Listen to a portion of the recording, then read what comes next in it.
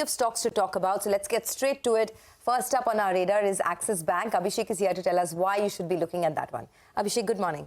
Good morning, Sonia. So sources tell CNBC-TV18 that there will be a block deal in Axis Bank today. So the seller is likely to be Bain Capital. Shares on offer is about 3.34 crore or 1.1% of the equity. So we have the seller's name, BC Asia Investment and about Integral Investment South Asia. So the floor price is around 1,109 per share, which is at a discount of close to 2% to yesterday's closing price. And there is a lockup of 90 days, which means that they will have some residual stake post this stake sale. Back to you. Okay, all right. Thanks a lot for that, Abhishek. Well, let's hop across to Mangalam. Yesterday, there was an analyst meet on ITC. Mangalam, what are the takeaways? Well, the analysts are happy with the key takeaways. In fact, the big headline from there was the company is focusing on growth and higher profitability in the FMCG business. And they've reiterated the target of 80 to 100 basis points margin improvement every year as well. They've also revealed the ITC Next growth strategy for the company to create structural drivers of competitiveness for the business itself. And in that, exports and value accretive acquisitions are also integral elements of this ITC Next strategy. The other new vectors of growth that they're pursuing in the agri-business are through higher value-added products and services.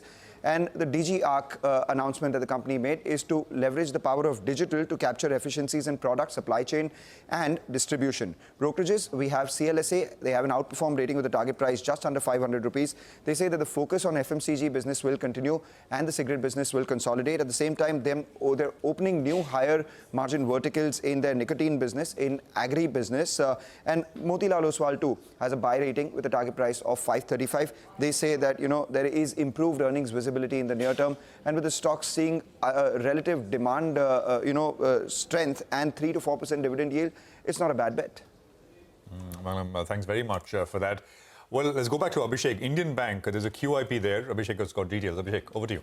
Indian Bank has launched a QIP. Now, sources tell us that the issue size could be about 4,000 crores. So there is a base issue of 2,500 crore and an, upsize availability of about 1,500 crore. Now, the indicative price is about 394 per share, which is at a discount of close to 10% to yesterday's closing price and about 4.9% to SEBI's floor price. So BRLM to this issue is Axis Cap, IFL Securities, ICICI Securities, MK Global and SBI Cap. Now, calculation shows that if at all they raise this 4,000 crore, Tier 1 ratio can improve to 14% from 12.6%. Book value can increase by 0.6%. With an equity dilution of 8.15%, the net worth increases by 1.4%. Back to you. All right, thanks a lot for that. Well, Vivek is with us. He's going to talk about Laurus Labs, Shilpa, Medicare, and why you should be looking at those stocks this morning. Vivek, over to you.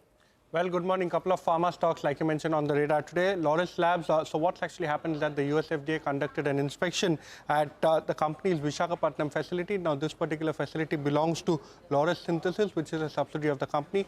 Post the inspection, the US FDA issued 5 observations in the Form 483. The other stock on the radar is Shilpa Medicare. Interestingly, one of the units of the company, Unit 6, has received an approval from TGA, which is the regulatory body of Australia, to go ahead and manufacture and test oral mouth dissolving films. The company says that this particular film or this particular method of treatment offers significant advantages over the conventional oral dosage forms.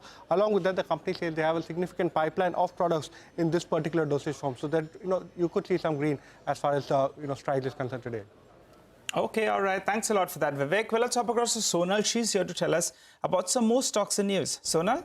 Good morning, Nigel. Well, let me start with SRF. They have been on a capex stream. Now, they had announced 4 plants, and 2 of which have now been commissioned and capitalized yesterday at an aggregate cost of around 225 crore rupees. So that's a green on the stock. All Cargo, well, they did put out the monthly update for the month of November 2023, where volumes, they were up 4% on a YY basis, but they declined 12% on a sequential basis. For KIOCL, there is a temporarily suspension of pellet plant unit at Mangalore from December 12. And this is because of non-availability of iron ore fines. So that stock will be on our radar. And Interglobe Aviation, sources here are suggesting that government has granted 6 months lease extension to IndiGo for the use of Turkish Airlines B777 aircraft. IndiGo has been operating this aircraft from January end 2023. An extension is for the second leased aircraft. So this is a positive news for the stock.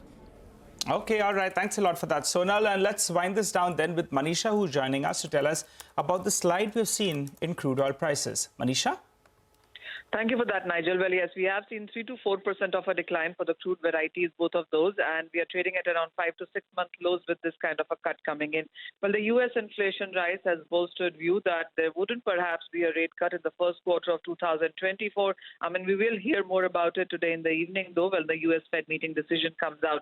Apart from that, there also are doubts that the OPEC cuts will offset oversupply. There also is a report from EIA saying that they have revised the crude prices down by $10 for 2024 to average $83 a barrel. The markets also are looking out for the OPEC monthly report that comes out today, and the street is also looking at weaker data from China. That continues to weigh onto the markets as well.